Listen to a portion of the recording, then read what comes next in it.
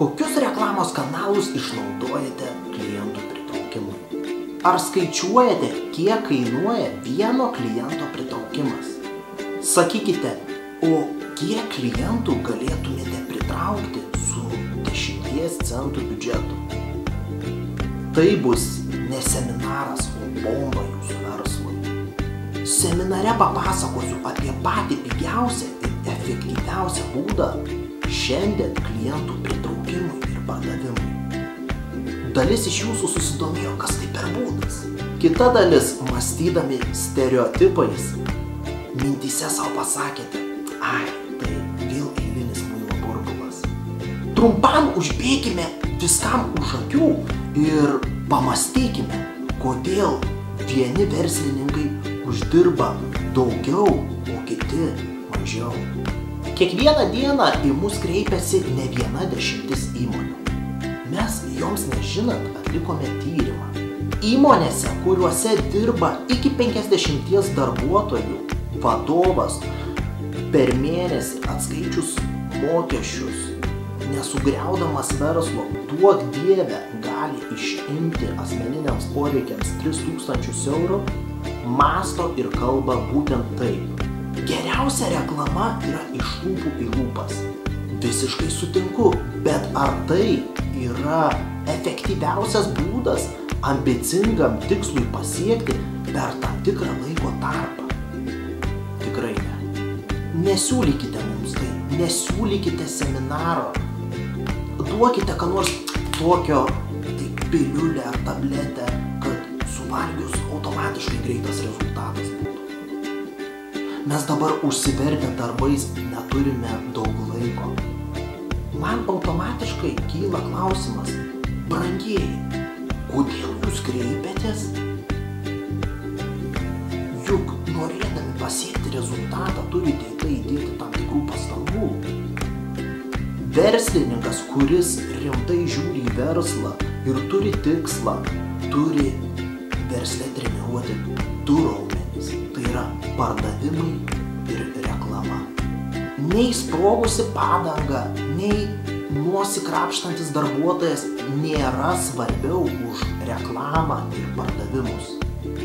Kada iš vadovo išgirstu kalbas apie klientų trūkumą, man automatiškai galvoje kyla klausimai. Kas jūsų įmonėje dirba? Kokia jūsų komanda? Kokia jūsų komanda, jeigu jūs, kaip vadovas, negalite atsitraukti nuo darbų ir išnaudoti savo laiko efektyviau? Pavyzdžiui, išgirsti, sužinoti, suvokti ir išmokti, panaudoti patį pigiausią ir efektyviausią pardavimo būdą šiandien. Šioje vietoje reikia rimtai susimastyti, ar ne laikas įsižiūrėti į personalą, komandą, kuri dirba jūsų įmonėje. Nes tokiu atveju 100% rasite atsakymą, kodėl jums kažkas tai nesiseka, kodėl turite dalyvauti mechaniniuose procesuose, kada tai turi atlikti tam darbui pavestas darbuotojas. Automatiškai ateis suvokimas, kodėl jums šiandien trūksta klientų arba jų turite ne tiek, kiek norite. Dažnai tenka išgirsti neturiu laiko. Ar jūs nemanote, kad per daug sureikšminate kažkokius tai procesus versle, verslo vystymą ar net patį verslą? O gal jūs esate iš tos kategorijos, kur verslą įkuria vardan verslo? Visi aplinkiniai žino, kad jūs esate verslininkas. Koks tai verslas? Kokios apimties? Nesvarbu. Svarbiausia, kad jūs verslininkas ar net pardavimų vadovas. Tokiom asmenybėm rezultatas ne tiek svarbus, kiek pats pavadinimas, ta iliuzija verslininko ar vadovo.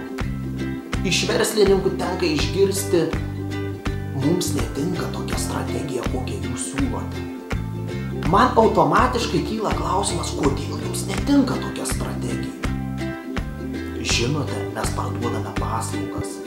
Arba mes parduodame ypatingą prekę. Kada tai išgirstu, automatiškai paklausiu, kiek jūsų įmonėje dirba darbuotojų, kiek jūsų įmonė uždirba per mėnesį. Ir išgirdęs atsakymą, iš karto suprantu ir viskas pasidaro aišku. Kodėl susiformuoja nevykę stereotipai versle? Stereotipai apie seminarų naudą. Nes be galo daug teoretikų deda mokymus į seminarus, iš kurių verslininkams jokios naudos. Informacija vardan informacijos. Kuo mes skiriamės? Mūsų seminarai, mokymai yra pagrįsti asmeninė patirtimi ir realiais rezultatais. Kada vedu seminarą, mano tikslas nėra išpyškinti informaciją ir darykite su ją, ką norite. Mano tikslas yra pateikti jums informaciją taip, kad jūs ją ne tik išgirstumėte, o suvoktumėte, kaip panaudoti ją savo versle. Panaudoti taip, kad ji virstų į pinigus.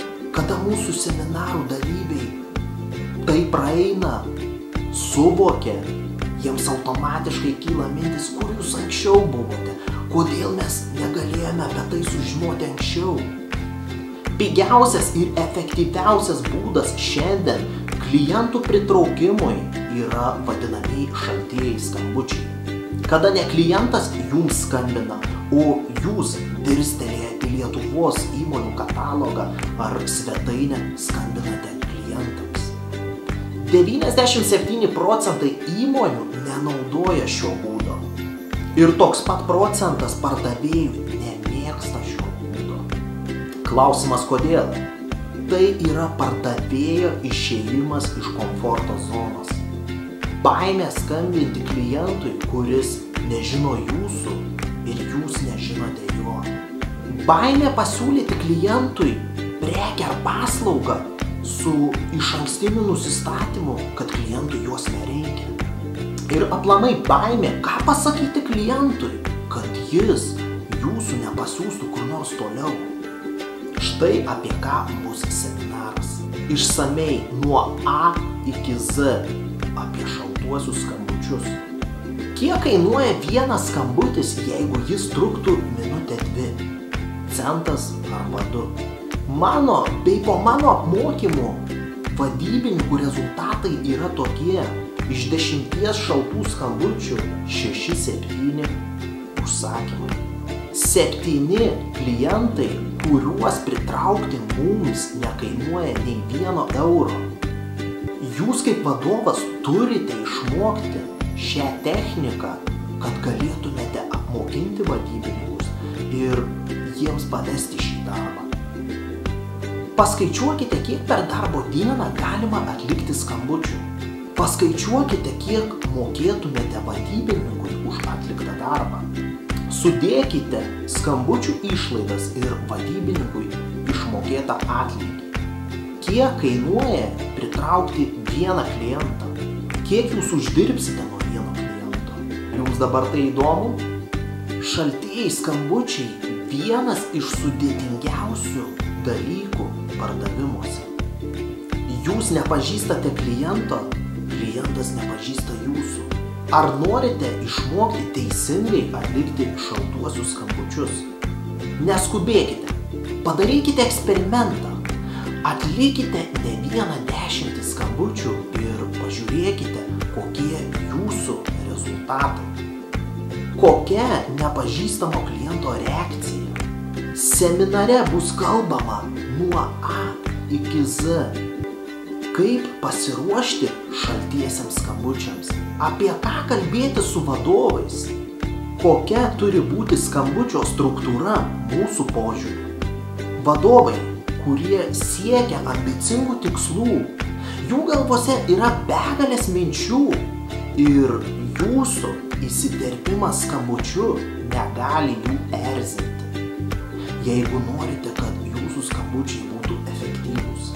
Seminarai vyks Vilniuje, Kaune, Klaipėdoje bei Šiauliuose. Dalyvių skaičius ribotas, nesnauskite. Tai aktualu stambioms įmonėms ir ypač aktualu mažoms įmonėms. Norėdami išsiskirti iš konkurentų, pardavimais turite domėtis kiekvieną dieną. Priešingų atveju už jus tai padarys konkurentai. Ir tuomet nesistebėkite, kodėl jūsų bei aplinkinių pelnas skiriasi ne procentais, o kartais.